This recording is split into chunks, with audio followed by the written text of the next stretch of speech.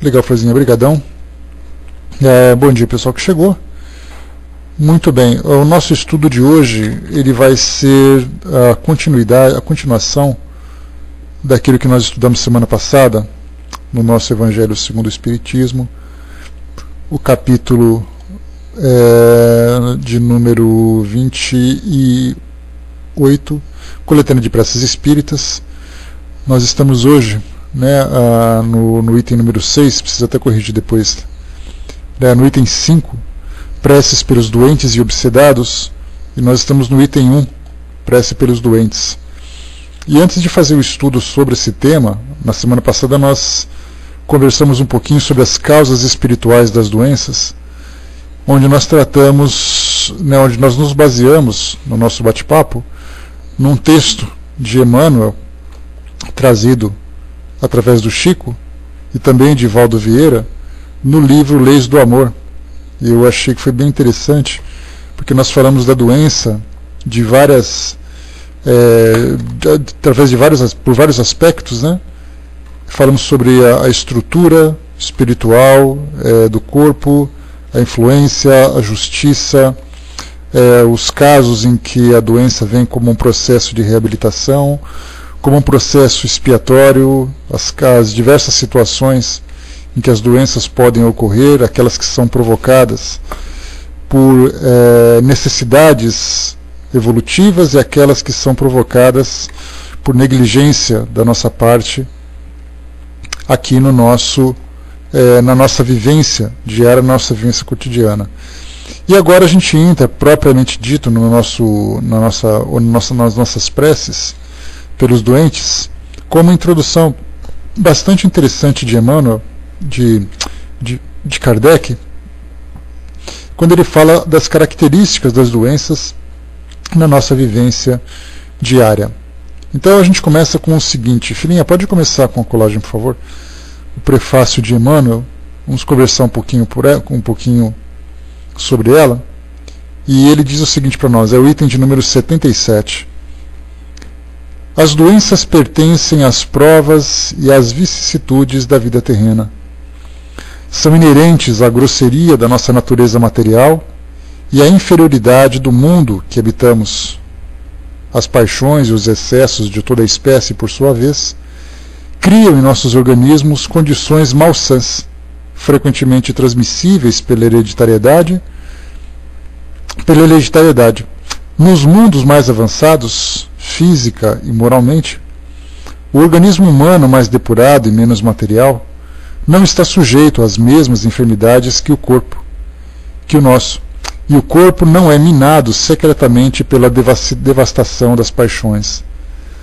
É necessário, pois, que nos resignemos a sofrer as consequências do meio em que nos situa a nossa inferioridade, até que nos façamos dignos de uma transferência. Isso não deve impedir-nos de lutar para melhorar a nossa situação atual. Mas, se apesar dos nossos esforços não pudermos fazê-lo, o Espiritismo nos ensina a suportar com resignação os nossos males passageiros. Se Deus não quisesse que pudéssemos curar ou aliviar os sofrimentos corporais, em certos casos, não teria colocado meios curativos à nossa disposição. Sua solicitude previdente a esse respeito, confirmada pelo instinto de conservação, mostra que o nosso dever é procurá-los e aplicá-los. Ao lado da medicação ordinária, elaborada pela ciência, o magnetismo nos deu a conhecer o poder da ação fluídica, e depois o Espiritismo veio revelar-nos outra espécie de força, através da mediunidade curadora e da influência da prece. Bom, aqui vai, bom dia pessoa que chegou. Aqui são várias as características que devem ser analisadas. Primeiro, o que é trazido para nós é que as doenças são inerentes à grosseria da nossa natureza material e à inferioridade do mundo em que nós habitamos. Isso significa o quê? Que as características do nosso mundo hoje, ou as características do nosso corpo físico, que é um corpo biológico, tem uma estrutura orgânica bastante complexa e ao mesmo tempo bastante suscetível às agressões exteriores, ou mesmo às influências mentais, Mas aqui o livro Causas Espirituais das Doenças é o livro Leis do Amor, tá? De Chico Xavier e Valdo Vieira. E aqui então, bom dia pessoal que chegou. E aqui então, o nosso corpo então, sendo sujeito às influências tanto do meio como do pensamento, visto que o pensamento interfere no corpo fluídico e o corpo fluídico naturalmente interfere no corpo físico. Para a gente fazer uma comparação bastante simples, mas que dá para a gente ter uma ideia, a gente pode imaginar um carro, um automóvel. Todo mundo aqui já conhece a dificuldade que é a manutenção de um carro, de você ter que manter as peças lubrificadas, de você ter que trocar essa ou aquela parte de uma estrutura do carro, de você ter que abastecê-lo constantemente com combustível que seja puro para fazer com que o motor funcione adequadamente, que o sistema elétrico sempre tem aquelas dificuldades com luzes, com alarmes, aquela coisa toda. Então quem investe constantemente para poder fazer com que o carro se mantenha funcional, com a sua estrutura bem equilibrada, para que ele possa servir no seu propósito, pode fazer nesse paralelo também uma ligação com o nosso corpo físico. Só que muitas vezes a gente tem uma preocupação muito maior em manter o carro em dia, colocando-o no mecânico regularmente, fazendo as suas revisões, do que indo ao médico, se esquecendo que o nosso veículo físico é muito mais complexo, tem uma estrutura muito mais frágil do que o nosso automóvel. E aí então, pelo meio que nós vivemos, nós temos aqui temperaturas, nós temos a alimentação, nós temos as substâncias, nós temos o desgaste natural pelos esforços que nós realizamos, enfim, tudo aquilo que pode interferir no nosso mundo hoje. E é exatamente nesse sentido, nessa parte mais grosseira, que Kardec ressalta para nós aqui. São inerentes às doenças, são inerentes à grosseria da nossa natureza material e à inferioridade do mundo em que habitamos. Ou seja, o fato de nós estarmos aqui num mundo bastante agressivo é que nós não reconhecemos isso. Mas estando no mundo espiritual, vivendo a sutileza fluídica característica desse ambiente, quando um espírito se prepara para poder reencarnar no mundo físico, ele já sabe exatamente aquilo que ele vai encontrar, que é exatamente um ambiente bastante hostil. Seria mais ou menos como se nós, vivendo no século XXI, confortavelmente na nossa casa, fôssemos transportados para viver há 5.000 anos no passado. Então, nesses 5.000 anos no passado, nós encontraríamos falta de conforto, falta de eletricidade, por exemplo, falta de medicamentos, falta de toda espécie de instrumento que seria para nós, que nos proporcionaria um tipo de conforto e nosso próprio desenvolvimento. Nós não teríamos as ferramentas que nós temos hoje, nós não teríamos os meios de comunicação. Lembrando, por exemplo, que quando as comunicações, na época de Kardec, chegavam aqui no nosso mundo, elas poderiam demorar 1 mês para chegar através de navio, já que não tinha outro meio de comunicação.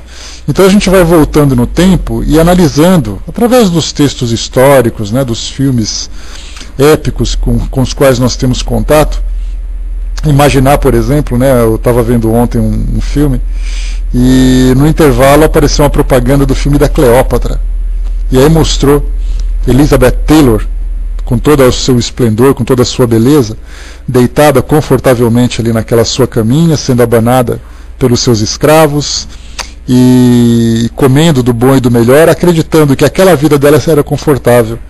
E nos esquecemos que ela não tinha escova de dente, que ela não tinha higiene adequada, que ela não tinha medicação. Então aquilo que o cinema passa é uma mera ilusão, porque comparado com os nossos tempos atuais, aquele período era extremamente agressivo.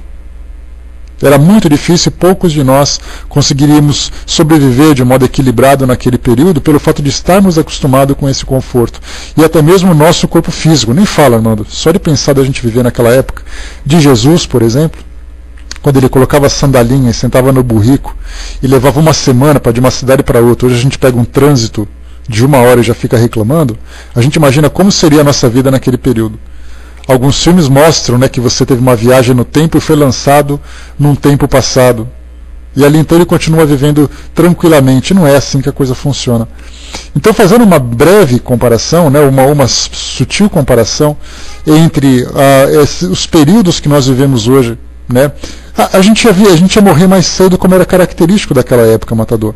Porque a gente lembra que na Idade Média, eu sempre comento com vocês, as estimativas, né, ou a expectativa de vida das pessoas que viviam, os camponeses que viviam na Europa, naquele período feudal, era de 35 anos. 35 anos você já era avô e já estava no fim da vida. Se você fosse um nobre, você teria uma vida mais prolongada, naturalmente de um modo muito geral, porque nós tínhamos pessoas que tínhamos anciãos das aldeias, tínhamos aquelas pessoas que eram mais sábias e tudo mais, né? E ali então, tudo, uma dor de dente, uma dor de barriga, uma dor de cabeça, a visão que você não tinha óculos, as pessoas eram cegas, com mais precocidade, uma infecção no dedo era o suficiente para que você pudesse, para que você amputasse uma parte do seu corpo, tivesse infecções das mais agressivas. Então a gente não faz ideia do que era naquele tempo, sem falar no próprio conforto. Quando se fala em conforto, a gente lembra sempre, né, eu brinco bastante, que mulheres não tinham depilação, não tinham absorvente, não tinham chapinha, não tinham shampoo, condicionador. Quando a gente mostra aquelas mocinhas dos castelos, né, com aquela beleza, com aquelas mulheres loiras, lindas e perfumadas, não era nada disso, era o contrário. Era uma vida extremamente difícil que se tinha naquela época. Se transportem vocês, mulheres, para 500 anos no passado. E que pior de tudo, vocês tinham que casar com a gente. A gente não tomava banho direito, vocês ainda gostavam da gente, esse que era o pior. Então, fazendo uma comparação no tempo, né, além de tudo isso, ainda tinha que suportar a gente. Né? Aqueles homens barbudos, fedidos, ainda olhava para ele e suspirava ainda por cima. Né? Pegava Robin Hood, por exemplo, imagina a Caatinga que não era um Robin Hood da vida, naquela época, lá para o século XV, século XVI. E ele era visto como um herói e as princesas se derretiam por ele. Né? A Beth colocou, né, assistindo um filme de época, estava pensando nisso, horrível. Né? Pois é, ele era macho, mas era fedido. Né? Então, né, o Armando colocou, né, as pessoas dizem que era bom viver naquela época porque era tudo tranquilo, mas se esquecem que se morrer de gripe. Exatamente, uma diarreia já era o suficiente para você se desidratar e tudo mais, né? Essa coisa de ficar assim 1 hora no salão, 2 horas fazendo progressiva. Mulheres, vocês tinham que amarrar o cabelo e cuidado com os piolhos, esse que era o pior, né? O Eduardo colocou também, será que tinham depressão como se sente hoje? Uma pergunta interessante, Eduardo, porque a gente lembra que muitas doenças psicológicas, principalmente naquela época, imagina você sendo uma pessoa que tem as suas responsabilidades como pai de família e vendo seus filhos morrerem por falta de qualquer tipo de cuidado. Então esse efeito psicológico, essa pressão psicológica que se tinha naquela época, naturalmente a gente vê hoje com muito mais intensidade, até pela quantidade de gente que se tinha. Mas se nós pegarmos, por exemplo, no início do século XIX, na época de Kardec, a população era de 1 bilhão de pessoas. Hoje nós somos em 7. Então, quer dizer, não apenas setuplicou a quantidade de pessoas, como setuplicou também a quantidade de doenças e problemas e traumas e transtornos psicológicos que se tinha naquela época. Né? Então tinha depressão, tinha tudo. Os suicídios aconteciam. A gente lembra que Kardec era alguém que lutava constantemente para poder transmitir para as pessoas uma palavra de esperança, um ensinamento diferente, para que elas deixassem de cometer o suicídio, não apenas por desinteresse pela vida, mas até mesmo pela angústia de viver uma situação como aquela. Né? Então, uma série de situações. Mas então eu fiz esse pequeno paralelo para a gente poder ter uma ideia de como é nós retrocedermos na nossa condição de vida e voltarmos para uma situação em que é extremamente difícil de viver. A mesma coisa acontece com os espíritos quando eles se programam para poder reencarnar.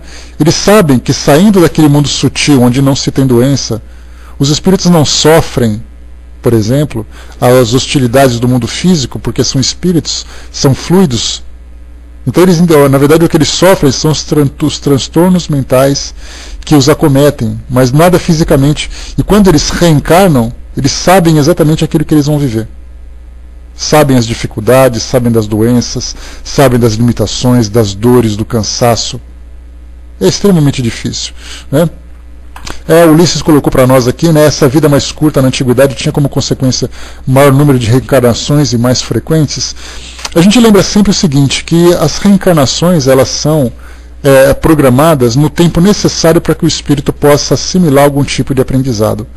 Não adianta você pegar alguém que vivia na Idade Média, alguém que vivia na Idade Antiga, e colocá-lo para viver 80 anos, sendo que a vida naquela época era extremamente difícil.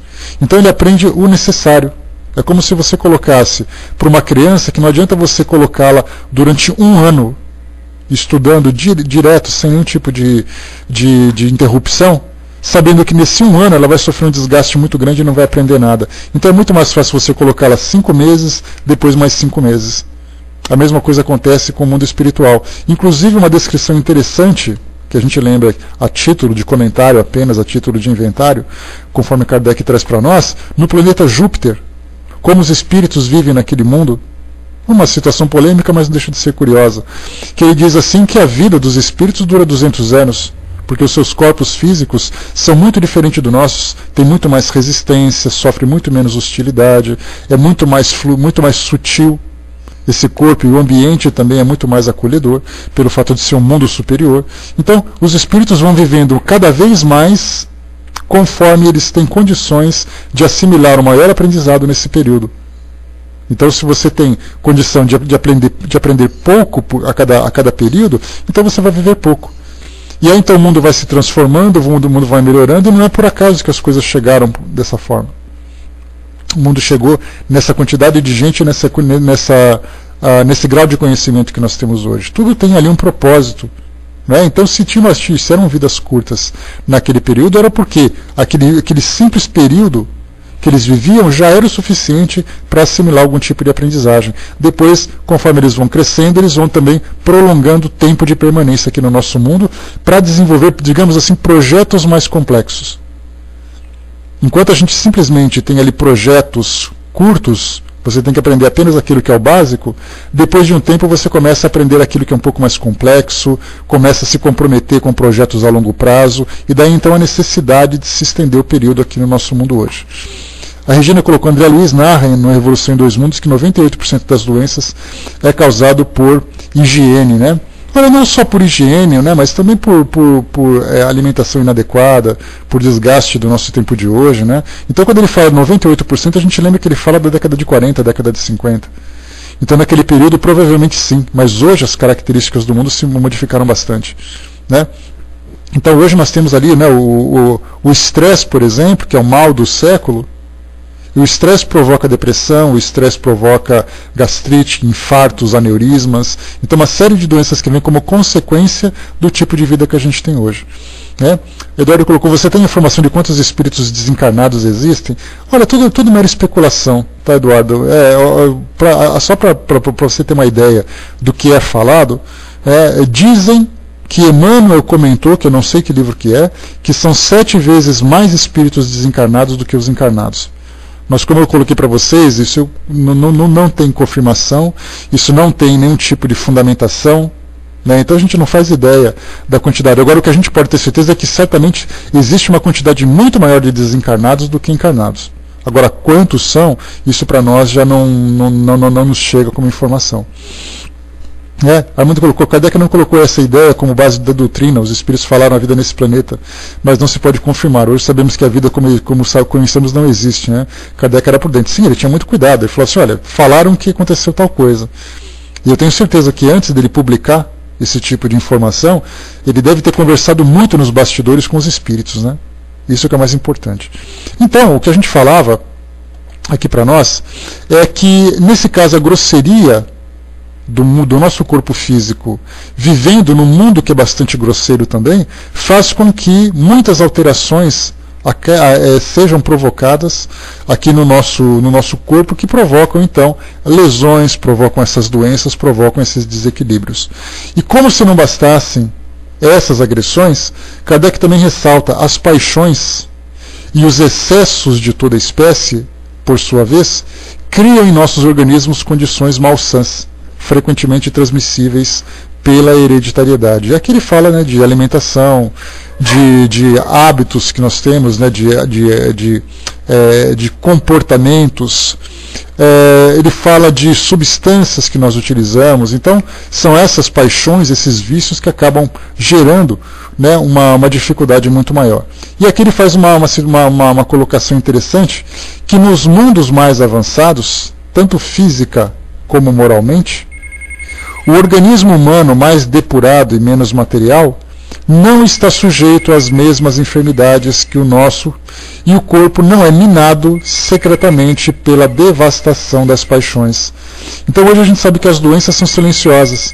Quando elas surgem, quando surgem os sintomas, quando a gente se dá conta de que está doente, significa que durante muito tempo a nossa vida foi desregrada. Basta ver, por exemplo, uma gastrite. Alguém sente a dor, uma dor de estômago, uma gastrite, uma úlcera, alguma coisa assim, depois de muito tempo de estresse, muito tempo de desgaste. Então a gente vai minando silenciosamente o nosso corpo físico, até que chega uma hora em que os sintomas acontecem. Algumas doenças são agudas, algumas doenças são crônicas. Essas doenças crônicas são as mais graves. Porque elas realmente, depois que elas surgem, a gente percebe que um estrago muito grande já foi feito.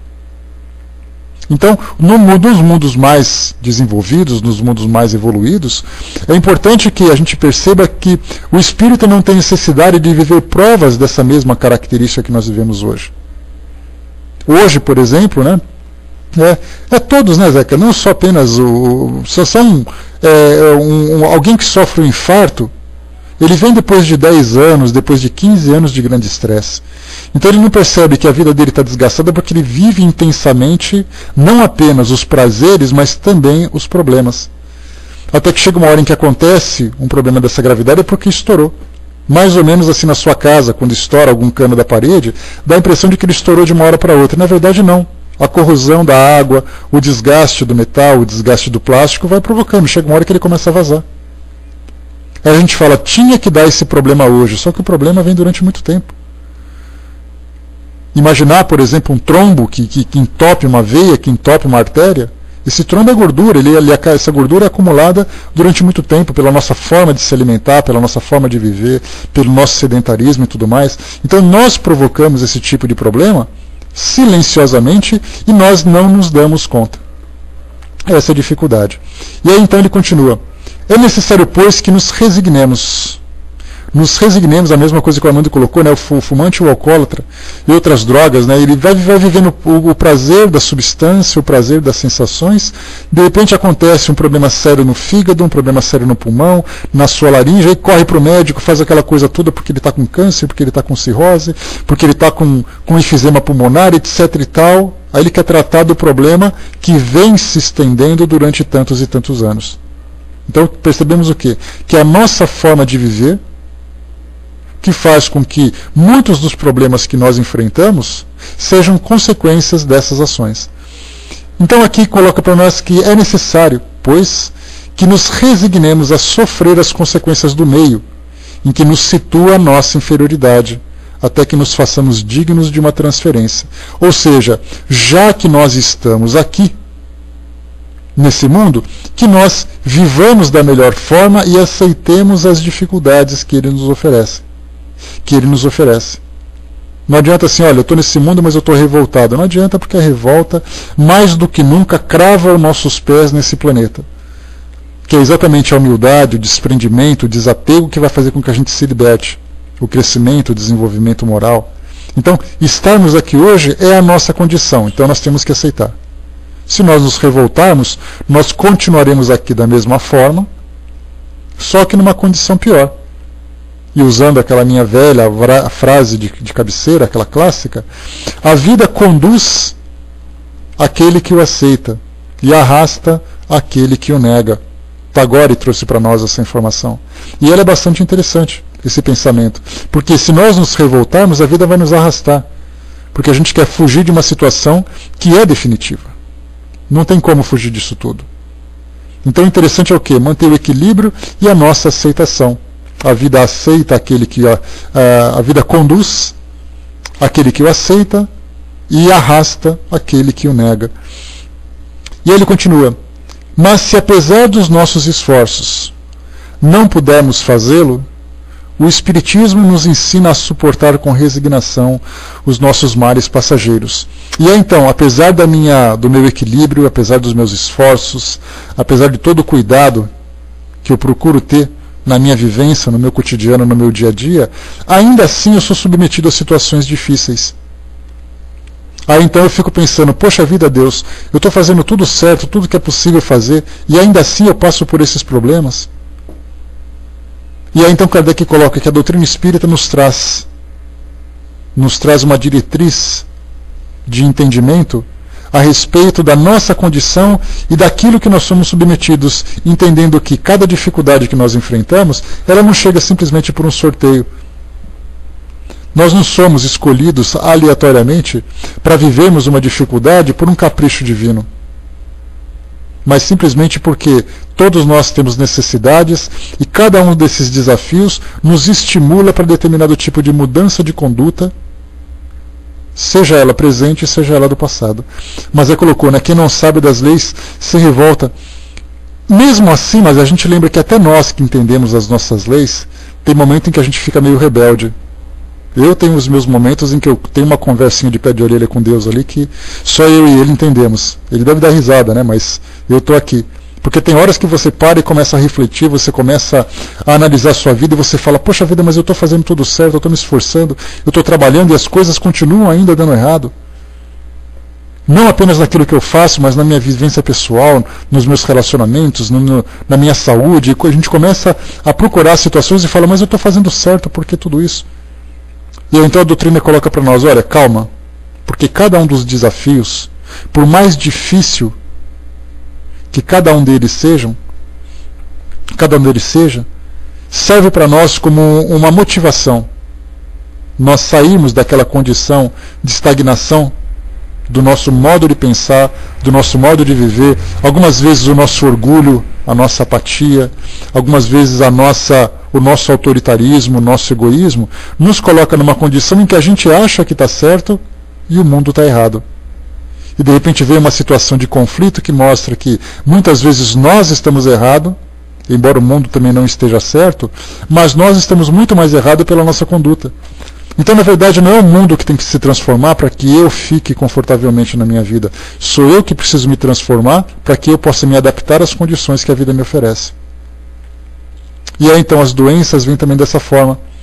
Estou fazendo tudo certo, venho com uma doença que eu não sei por que está acontecendo, e a questão é, e agora? Como é que eu vou lidar com isso? E aí, então, a doutrina vem dizendo para nós que todas as dificuldades têm o seu prazo de validade. E esse prazo de validade vai terminar, vai chegar ali ao seu termo, a partir do momento em que eu consigo superar a dificuldade que me é característica e por isso me foi apresentada aquela situação. E continua para nós, se Deus, porque ele coloca assim que essas dificuldades existem, mas nos traz soluções, ou soluções definitivas, ou soluções paliativas. Mas todas elas são situações, são recursos de que nós dispomos para poder ter uma vida o mais confortável possível. Não uma vida confortável, porque dá a impressão de que todo mundo vive confortavelmente. E eu posso ter uma tranquilidade física, mas eu posso ter um problema financeiro. Eu posso ter uma tranquilidade financeira, mas eu não consigo me relacionar bem com as pessoas. Eu posso ter um bom relacionamento, mas de repente eu passo por uma dificuldade de saúde, por uma dificuldade emocional. Então cada um traz ali as provas características da sua personalidade. Se nós tivéssemos assim uma visão um pouco mais depurada, um pouco mais cuidadosa, nós conseguiríamos entender no nosso modo de viver exatamente o que é, o que nós somos, o que nós estamos fazendo aqui, por que a nossa vida é desse jeito. Mas a nossa visão, por ser ainda bastante grosseira, não nos dá a possibilidade de fazer uma leitura sutil daquilo que nós somos hoje. É mais ou menos aquele profissional, digamos assim, da área de saúde, que olha para uma pessoa, analisa a vida dela e já dá o diagnóstico. Olha, seu problema é esse. E ele acerta na mosca. Ou então você vai fazer uma psicoterapia, começa a conversar com o psicólogo começa a desenhar o seu perfil pelas informações que você passa, porque ele já tem uma sensibilidade para analisar as informações que são transmitidas. E a vida, para nós, ela nos dá informações o tempo todo. Mas pelo fato da gente não aceitar essas informações, porque se mostra uma doença, significa que a vida está dizendo, você está vivendo de modo desequilibrado. Cuidado. E a gente fala, mas eu quero viver assim ainda. Eu gosto de viver assim. Então, na verdade, somos nós que criamos uma resistência contra aquilo que a vida nos oferece. Se por acaso a gente vive em atrito com pessoas, tirando naturalmente aquilo que para nós é uma situação que vem a longo prazo, que foi criada durante muito tempo, se de repente estou conversando com alguém e me surge uma antipatia, não vou com a cara daquela pessoa porque ela me contraria. A vida está dizendo, cuidado com o seu orgulho. E cuidado com a sua rigidez no seu ponto de vista. Respeita um pouco mais as opiniões que são diferentes da sua. Aí as pessoas começam a se afastar, começam a não sentirem prazer ou satisfação na convivência comigo, etc. e tal. A vida está me dando uns toques, olha, cuidado. Tem coisa errada no seu modo de agir. Algumas vezes a vida me mostra, por exemplo, uma dificuldade financeira, e a vida está dizendo, olha, você está gastando demais e está ganhando pouco. Você está aplicando de errado o seu dinheiro. Você está lidando de uma forma errada com os seus recursos, cuidado. Então, na verdade, estamos o tempo todo sendo informados, tendo esse feedback do nosso modo de viver, mas a gente não se dá conta disso. A gente prefere viver do nosso modo e não do modo como nós podemos. Porque existe aquilo que a gente pode e existe aquilo que a gente quer. A gente opta muito mais por aquilo que a gente quer do que a gente pode. E daí então, por causa dessa nossa resistência, a gente vai criando essas dificuldades, essas situações problemáticas. Mas com relação à nossa saúde física, a gente lembra que apesar dos nossos desequilíbrios e das lesões que nós eventualmente provocamos, nós temos os recursos que a ciência nos proporciona. Então, assim, muito bem, eu estou doente, eu posso ir ao médico, eu tenho recursos dos mais diversos hoje, recursos alternativos, recursos da medicina tradicional, medicina alternativa, temos hoje da medicina espiritual, temos hoje do magnetismo, como Kardec coloca para nós aqui, lembrando que ele era um magnetizador, e sendo magnetizador na sua época, ele valorizava muito essa terapêutica. Só que hoje o magnetismo já não é mais utilizado. Eu, particularmente, não conheço ninguém que trabalhe com magnetismo puro do modo como Kardec trabalhava. Hoje nós encontramos a acupuntura, encontramos a homeopatia, que nada não deixa de ser um trabalho fluídico.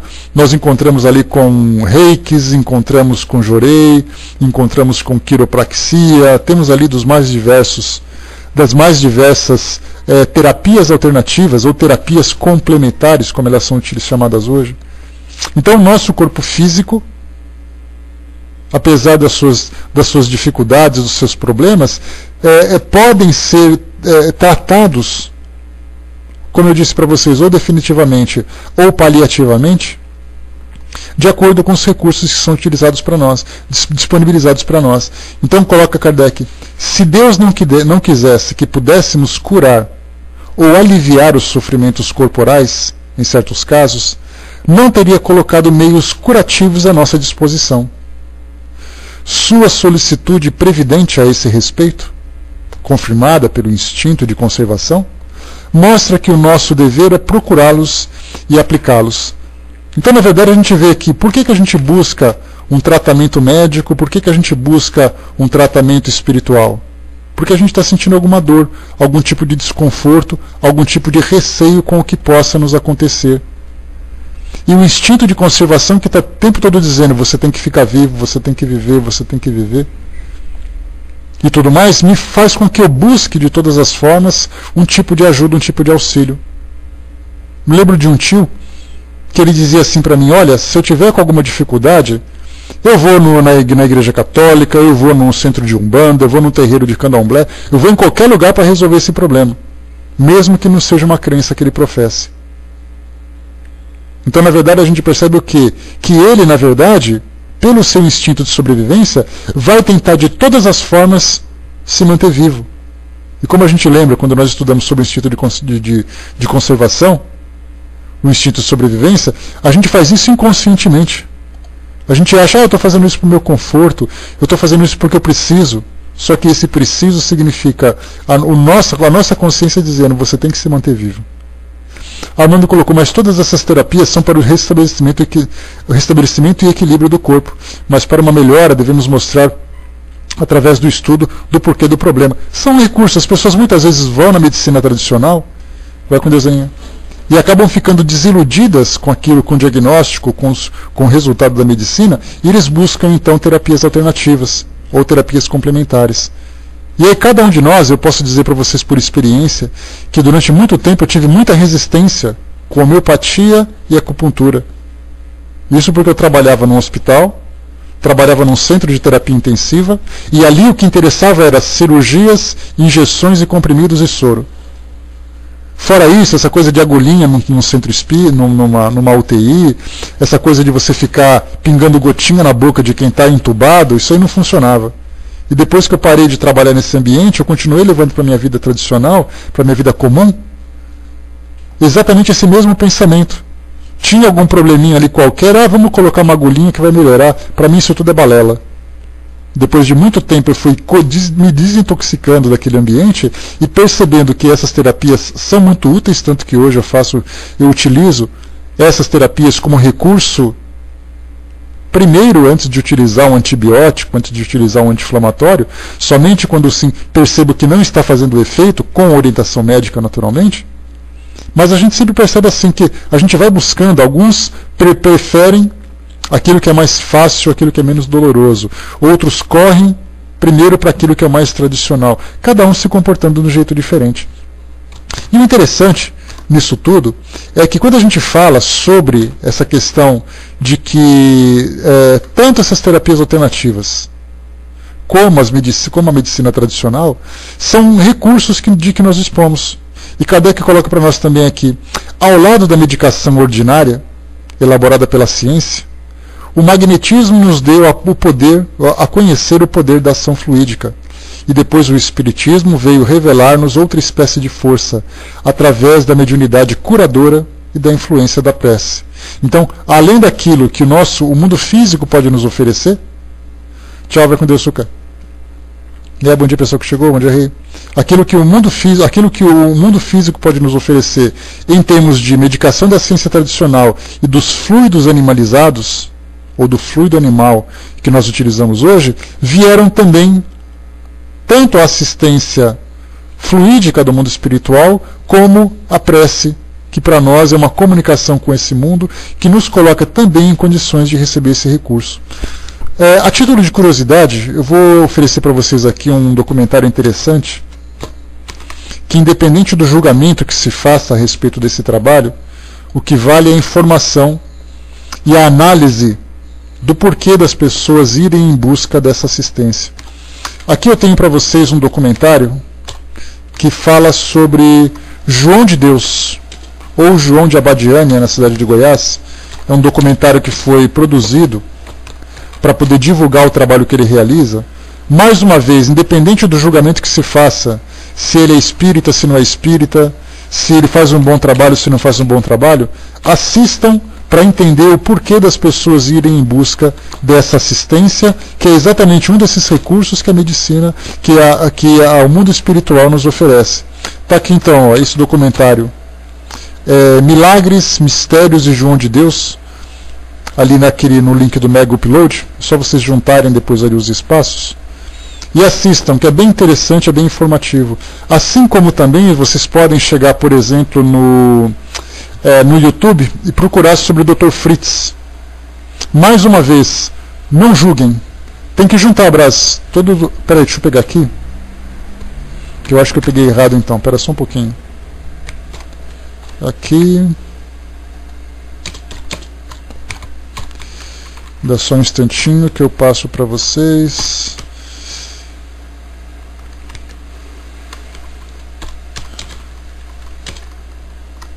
Tá aqui, ó.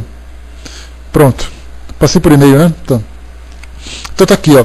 Então, independente do julgamento que se faça, tanto numa cirurgia com João de Deus, tanto numa cirurgia como o Dr. Fritz, tanto numa peregrinação num centro religioso católico, tanto a cura feita nos templos evangélicos. Independente disso, a gente lembra que a necessidade que as pessoas têm de buscarem essa ajuda que vai além da medicina tradicional. Porque muitas vezes foram em busca de um tratamento de um câncer, de um tratamento de uma doença que é irreversível, e as pessoas vão desesperadamente em busca dessa assistência que vai além do corpo físico, além da nossa matéria.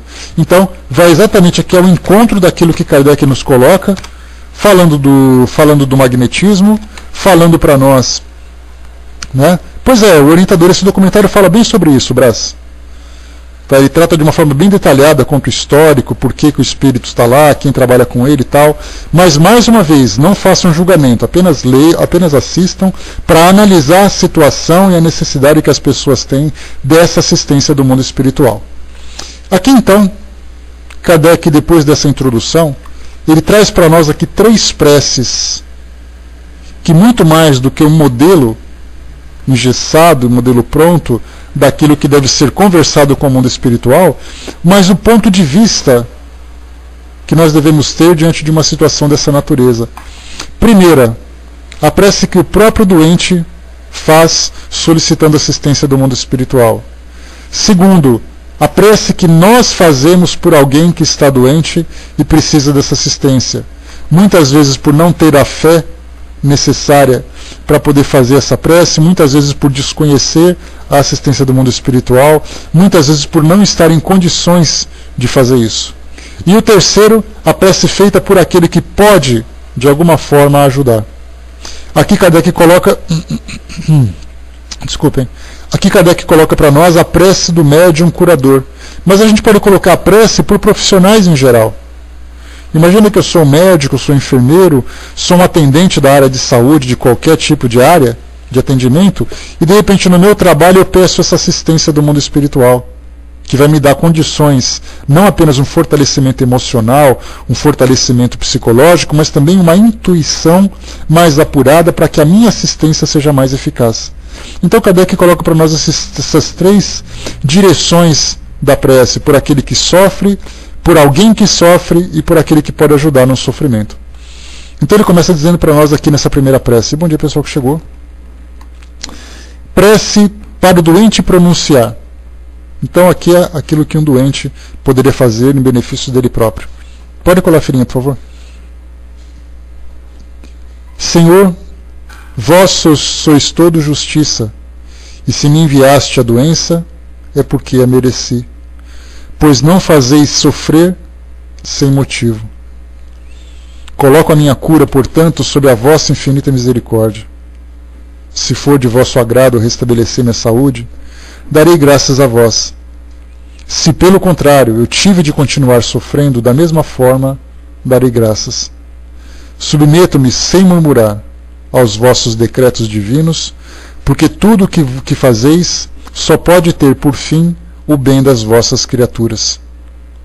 Fazei, ó meu Deus, que essa doença seja para mim uma benéfica advertência, levando-me a examinar-me a mim mesmo. Aceito-a como uma expiação do passado e como uma prova para a minha fé e a minha submissão à sua vontade. Então, normalmente, esse é um pensamento que nós vemos nessa oração. Esse é um pensamento que raramente nós encontramos hoje. Aquele pensamento de resignação, aquela prece de aceitação, de convicção, sabendo que, se por acaso aquilo me acontece, se por acaso aquela dificuldade me surge, ela vem exatamente como uma necessidade, porque existe no meio espírita um pensamento bastante interessante que fala sobre uma conformação exagerada dos espíritas. Já que nós pensamos, olha, tudo que acontece tem um objetivo, tudo que acontece é de Deus, então chega a ser irritante muitas vezes quando você conversa com alguém e diz assim, não, está tudo bem, eu estou sofrendo, mas eu aceito o sofrimento, eu faço isso, e muitas vezes esse sofrimento vem até como um flagelo que ele próprio se impõe, sendo que ele teria condições de modificar aquela situação pelo esforço, pela procura de uma modificação, de uma assistência, mas ele aceita resignadamente e fica ali sofrendo gratuitamente. sendo que não precisava, porque a doença muitas vezes vem para ele como um estímulo para que ele possa mudar a forma de viver. Mas pelo fato dele acreditar que ele tem que ficar resignado, que ele tem que aceitar aquela doença, ele fica parado, e a doença que era para ser um estímulo acaba ficando simplesmente um desperdício. Armando colocou: sofrer para o espírito é bom, né? O porquê disso de certas obras são publicadas e não analisadas é a forma de pensar, né, Armando? Porque a gente pega, por exemplo, Kardec e coloca nessa prece, ele diz assim, né: submetam-me sem murmurar aos vossos decretos, porque tudo tem um fim e o bem das vossas criaturas. Se a gente lê isso aqui de modo superficial, a gente vai acreditar que todo sofrimento tem que ser sofrido silenciosamente, improdutivamente. Então não são as obras, é a nossa interpretação daquilo que é passado. Aquilo que Kardec coloca agora para nós, se mal interpretado, nos leva a essa situação. Então, na verdade, tudo aquilo que surge na nossa vida é um estímulo, se não para uma modificação de atitude, para uma modificação da situação, mas principalmente para a nossa modificação do ponto de vista diante da situação que a gente vive. A Aninha colocou para nós: chega a ser vazio às vezes, porque sai da boca das pessoas que falam só por falar, para parecerem que são evoluídos, né? Também tem essa situação, né? Aquela ideia de mostrar uma certa superioridade, mas que no fundo está doendo e doendo bastante. E ele poderia ter recursos para isso, né? Então, de um certo modo, é importante a gente lembrar o quê? Que aquilo que acontece com a gente vem como um alerta. Agora, mais uma vez, a gente tem que ter a sensibilidade para fazer a leitura daquele alerta. Porque, do contrário, a gente vai cair na situação da revolta ou na situação de inatividade, né? O Braço colocou: eu compreendo, mas não acho que é bom ficar fazendo muita apologia à doença, né? Tudo aquilo que acontece de errado tem que ser modificado, né, Brás? Se eu não posso modificar a doença, por ela ter uma gravidade, por ela não ter a cura que eu espero, a modificação vai depender de mim, o meu modo de viver. Porque isso porque Kardec coloca desse murmúrio, aqueles que ficam murmurando e reclamando o tempo todo, porque tem gente que adora um sofrimento, né? E adora valorizar também. Eu já comentei com vocês que tem um amigo nosso, aqui da nossa família, ele já é um senhor ali de mais de... deve estar ali por volta dos seus 80 anos, dos seus 70 anos mais ou menos, e ele dizia assim, né, que quando eu estou gripado, a melhor coisa que eu gosto de fazer é ficar encolhido na minha cama e ficar gemendo até a gripe passar. Então ele ficava, durante uma semana. E ele falava isso com o maior bom humor que poderia ter. Ele falava assim: eu gosto de curtir a doença. Gosto de ficar quietinho ali sendo paparicado, porque eu já estou nessa idade de 70 anos, então eu posso fazer isso. Né? Então a gente vê que muitas vezes no nosso dia a dia, no nosso cotidiano, temos pessoas que se comportam assim. Que elas sofrem e utilizam a doença como se fosse ali uma cruz que tem que carregar. Só que essa cruz deve ser carregada silenciosamente. E não fazendo uma via sacra, carregando essa cruz por meio de todos, para mostrar que é o maior coitado de todos. Né? Armando colocou: encontro de velhinhas, né? Amor, estou com uma dor na coluna, outra velhinha, mas meu joelho dói muito mais. E exatamente quando a gente percebe, e isso não é só com idosos, né? Esse que é o pior. Quando a gente vai num consultório médico, e o médico atrasa a consulta, aí fica assim aquele grupo de pessoas na sala de espera. Aí alguém toma iniciativa, olha para o lado e fala assim: por que você está aqui, minha filha? Aí a outra vai dizer assim: mas eu estou com uma dor. Nem me fala. Porque está doendo aqui, não sei o quê. Aí o outro, como se sentiu muito humilhado, fala assim: mas você não sabe o meu como é que é. Aí o outro que está ouvindo a conversa fecha a revista e fala assim: deixa eu contar para vocês. Eu estou numa desgraça que vocês nem imaginam. Então o consultório acaba ficando ali, na verdade, uma arena onde as pessoas duelam para saber quem está pior. Então a gente valoriza a doença como se essa doença fosse para nós, né? Então só pensa, né? Então só fica assim valorizando a doença como se ela fosse para nós algum tipo de troféu a ser carregado. E na verdade é algo silencioso. Vou para o meu consultório, as pessoas me olham: está tudo bem? Não, está ótimo, está tudo bem. O que você está fazendo aqui? Não, eu só vim conversar com o médico. Quer dizer, não me interessa para os outros a doença que eu tenho. Aquilo que eu valorizo externamente, eu valorizo também na minha mente. E valorizando na minha mente, significa que a doença ela acaba se tornando muito pior do que de fato ela é. Porque eu gosto de valorizar a doença.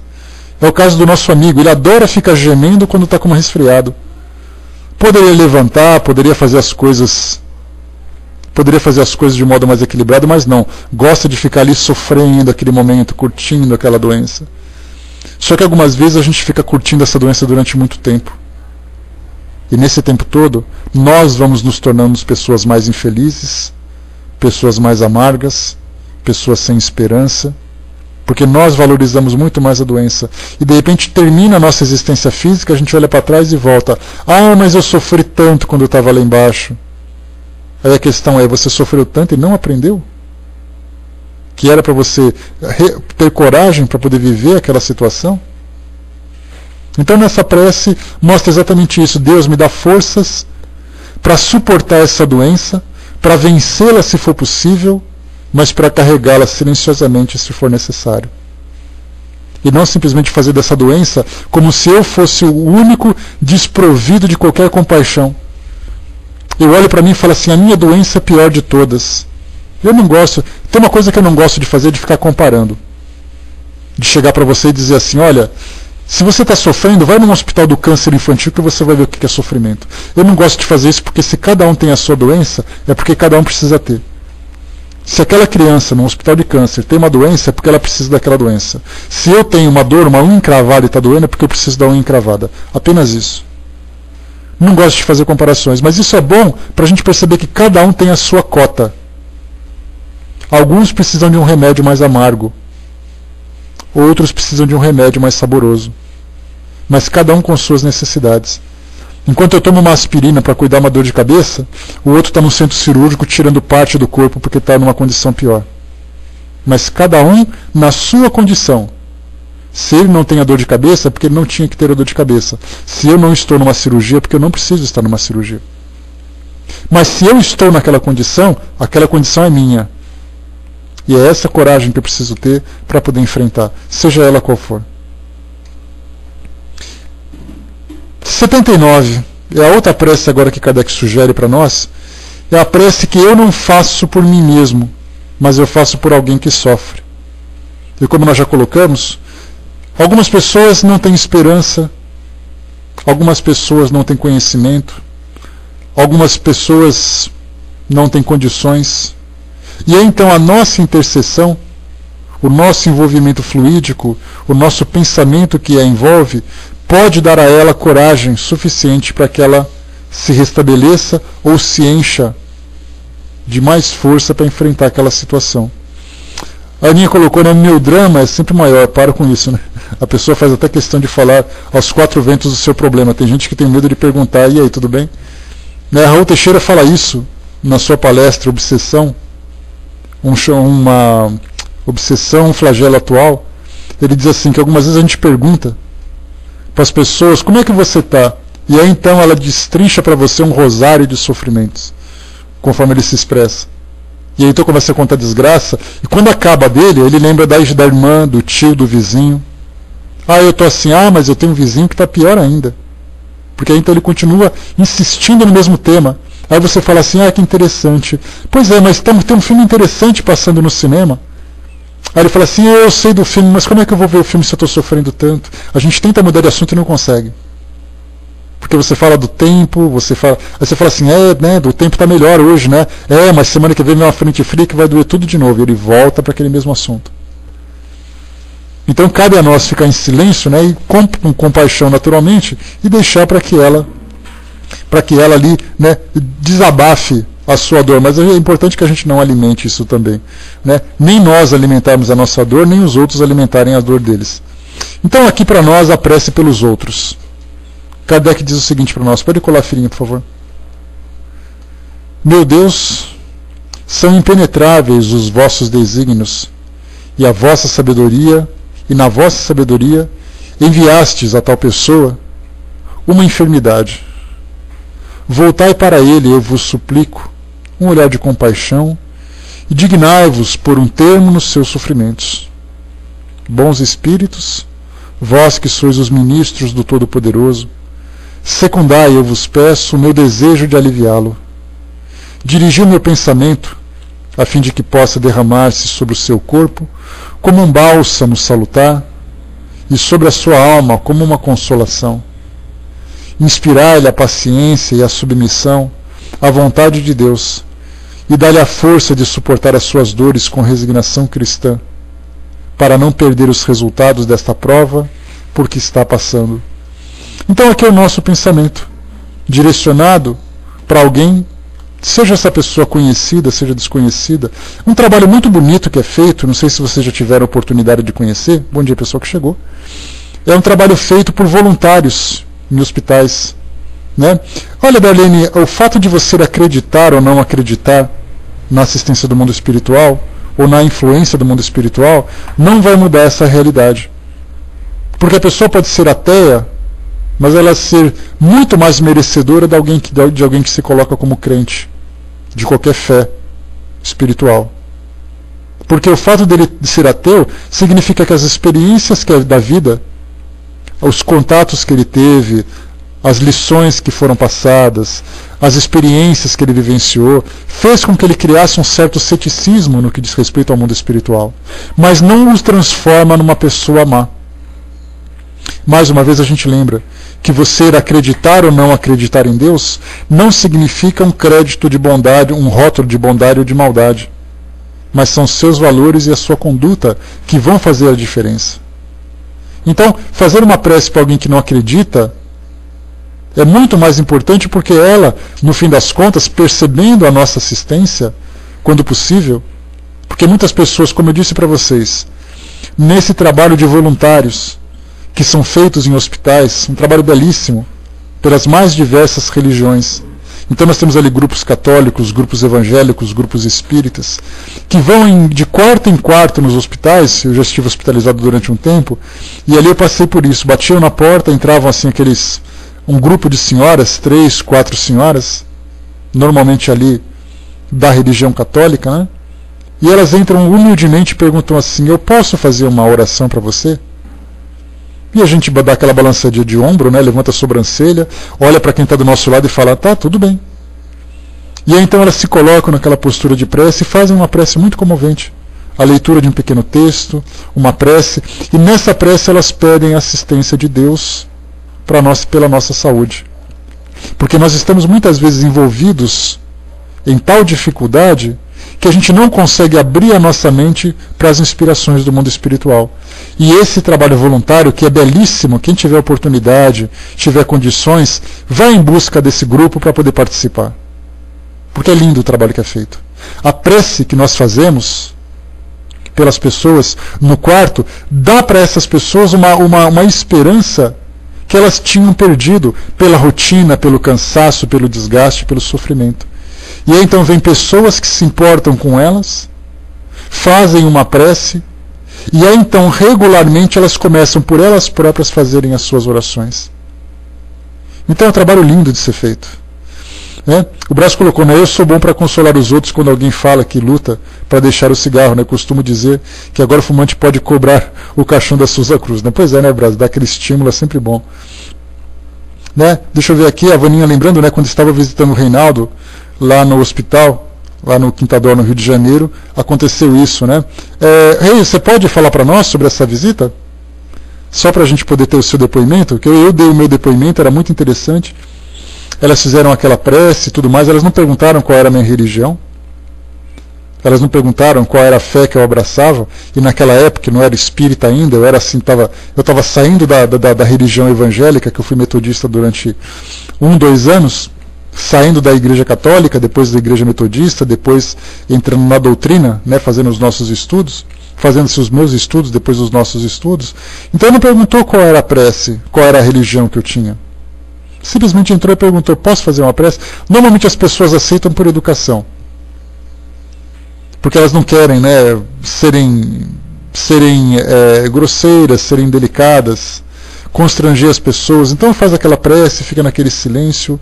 Mas depois de um tempo a gente acaba se tornando sensível a isso e percebendo que muito mais do que as palavras que foram ditas é o gesto que valeu. O fato de alguém ter se importado com você, alguém ter se preocupado com você.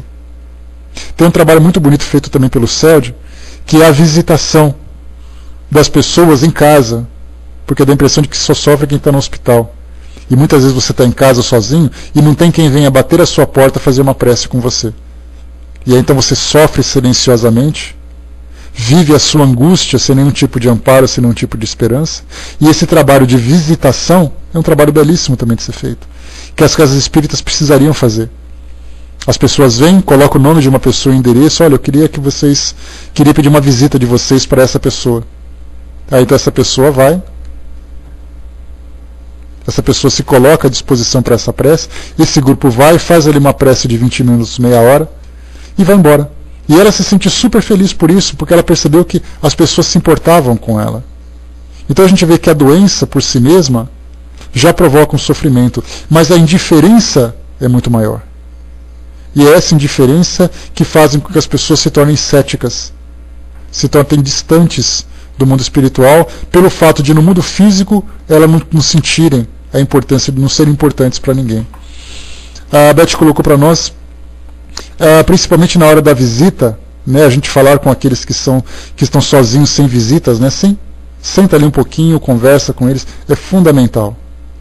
Né, a Beth colocou também, né, uma vizinha veio me perguntar se eu aceitaria que ela fizesse uma prece para mim quando eu tive uma crise de artrite, né, foi muito bom. Sim, muito mais do que a prece foi a atenção, né, muito mais poderosa foi o contato, né. Rei, você está de volta à sala ou está o telefone ainda? Se estiver por aqui, me dá um toque. Vamos ver só para ele ouvir. Se alguém tiver algum depoimento também quiser fazer, pessoal, fica à vontade. Viu? Tá, o Renato está ao telefone. A Romana colocou, enquanto isso, quando eu me acidentei de moto, uns anos atrás, fiquei internado uma semana com suspeita de fratura na coluna. Não falava com ninguém, só chorava. Sempre entravam pessoas no quarto para orar, eles perguntavam se eu aceitava. Nem respondia de tristeza, e eles oravam. Foram grupos de várias religiões lá, né? Bem interessante também o depoimento da Romana. Né? Então é assim que a gente percebe. E a gente lembra sempre que essas preces, elas são um trabalho feito a longo prazo. Para aqueles que têm fé, essa prece simplesmente vem alimentar aquilo que elas possuem. Para aqueles que não têm, é um trabalho feito a longo prazo, em doses homeopáticas. Você vai um pouquinho hoje, você vai um pouquinho amanhã, vai um pouquinho na semana que vem, até que as pessoas começam a se tornar mais sensíveis. E essa sensibilidade que dá essa abertura para a assistência do mundo espiritual e também da própria aceitação da doença e a aceitação do tratamento. Vou passar para a Betinha rapidinho, a gente já volta em seguida. O Brás colocou, eu queria ver se você gostou daquelas beatas que só rezam um terço. Olha, Brás, dependendo do tempo que você está no hospital, o tempo que elas ficam lá é até uma diversão, viu?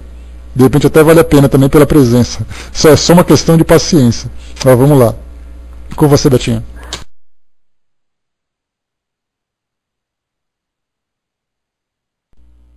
Oi, bom dia a todos. Zé, já que você abriu aí um espaço para a gente dar depoimento, não vou dar depoimento sobre mim, né? A minha experiência eu já coloquei aí, mas é porque você falou desse trabalho que o CELD faz de visita às pessoas nas casas. E eu já participei por bastante tempo por esse trabalho. É um trabalho muito legal mesmo, gente. Olha, vocês não têm noção do bem que a gente faz para a criatura e o bem que a gente recebe quando a gente faz essa visita. E é interessante que as pessoas adoram receber esse tipo de visita. A preocupação deles não é nem se ele vai ficar curado, nem se o passe vai, é o fato de receber você. Né? Tinham pessoinhas que falavam para a gente, eles falam para a gente, nossa, eu fico contando os dias de vocês virem aqui, é o melhor momento.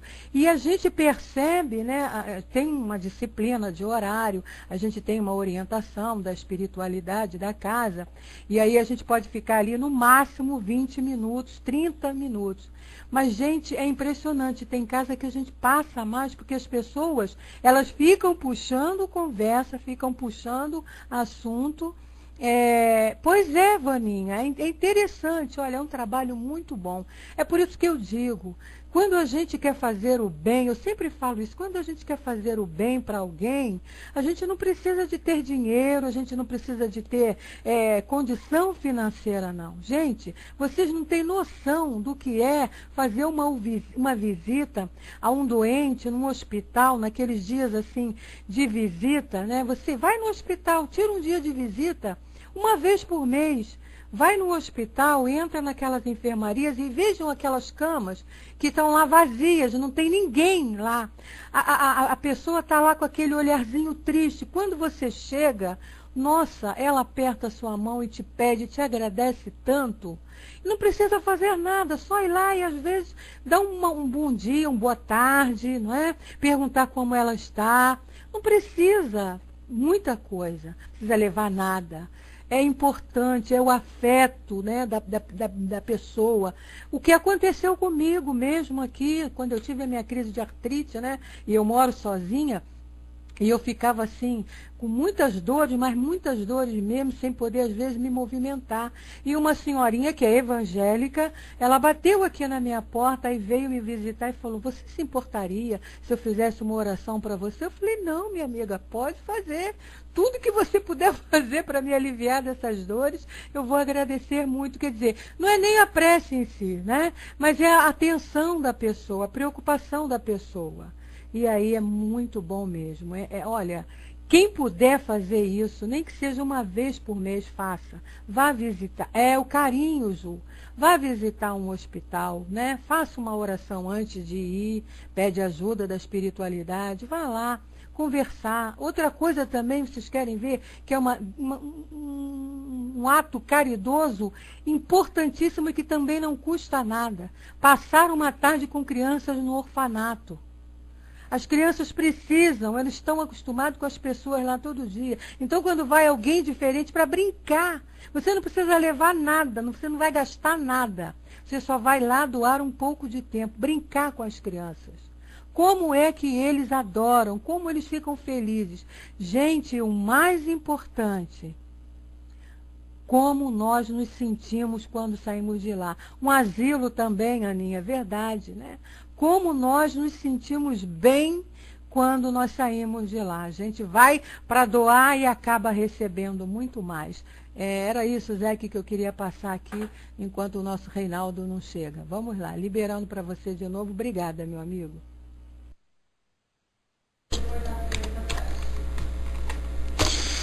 Pois é, Betinha.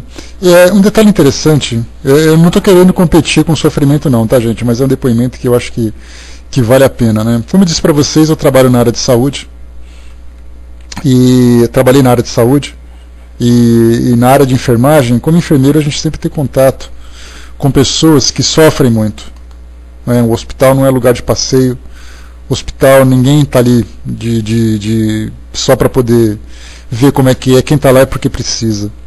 E aí então a gente entrava, quando entrava nos quartos, para a gente poder fazer, no horário de folga principalmente, ia bater papo com os pacientes, eles contavam as suas histórias, né?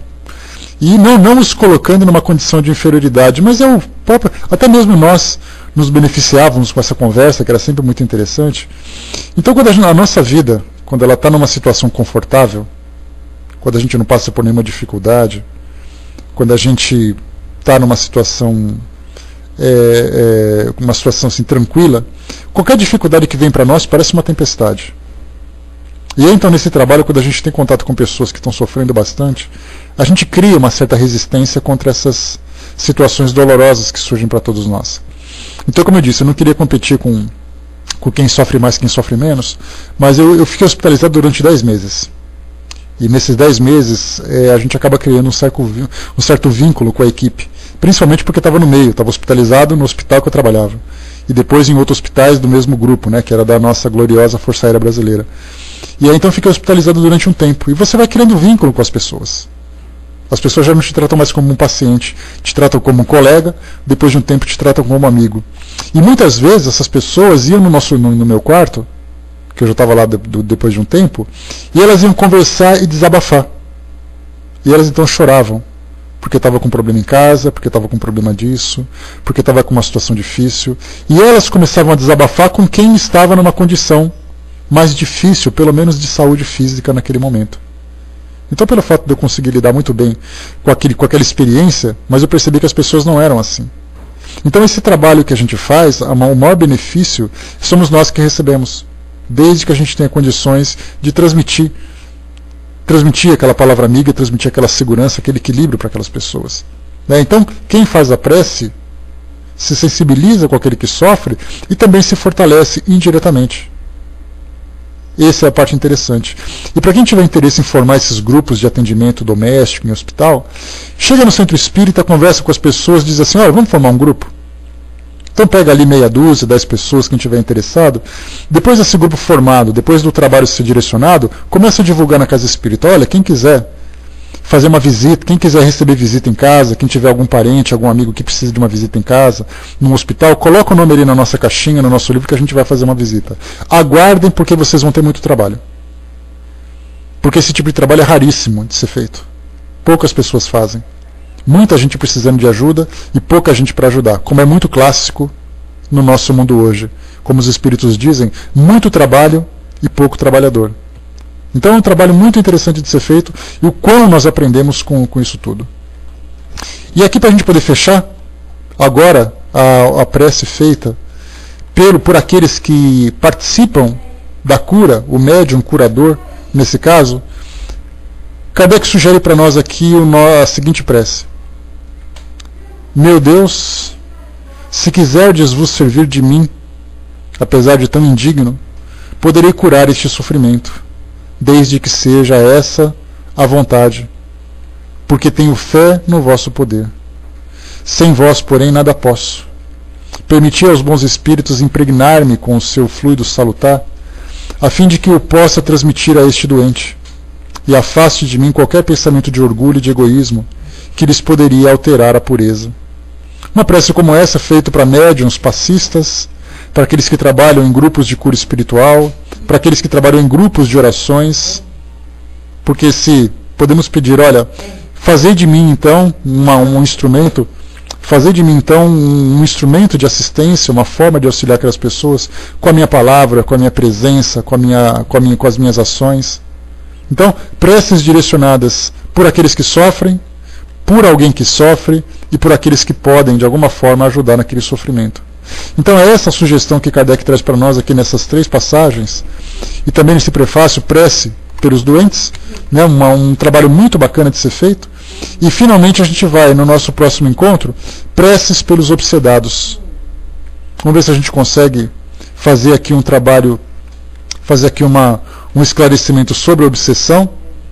Eu tinha prometido para vocês que no dia 16 de novembro a gente ia fazer a introdução do Livro dos Médiuns, mas eu acho que vale aqui dá para perceber que o tamanho do texto que Kardec traz para nós é um texto significativo, que a gente vai levar pelo menos uns 2 ou 3 estudos aqui. Então vai demorar um pouquinho mais para a gente entrar no nosso tema, né? Então, que prece pelos obsedados, porque vale a pena a gente prolongar um pouquinho mais para entendermos o que é obsessão, quem é o obsessor, quem é o obsedado, como podemos ajudar nesse processo todo.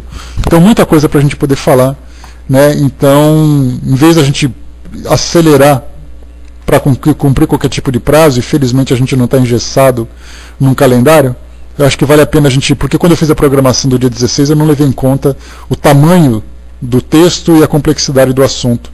Então vale a pena a gente ir com mais calma para poder aproveitar e aprender um pouquinho mais sobre tudo isso que vem sendo passado para nós aqui. Tá bom? Então, meus amigos, graças a Deus, né, Ju? Então aqui a gente vai fechando por aqui o nosso estudo. Eu vou passar então para a nossa amiga Betinha. Eu espero que esse bate-papo que a gente teve, tanto da primeira parte, falando sobre as causas espirituais, isso tá adiado, Ju. Vamos adiar porque não vai dar para a gente fazer tudo de uma hora para outra, não. Mas a gente avisa vocês. Então, tanto falando das causas espirituais das doenças, como também essas preces, esse trabalho feito pelos doentes, né, esperando que tenha sido proveitoso para vocês. Para mim, certamente foi bastante, né, porque só o fato da gente conversar já expande um pouco mais a nossa mente. A gente então encerra aqui esse tema, e o próximo a gente já começa já começa a falar sobre as obsessões. Passando para você então, Betinho, vamos lá?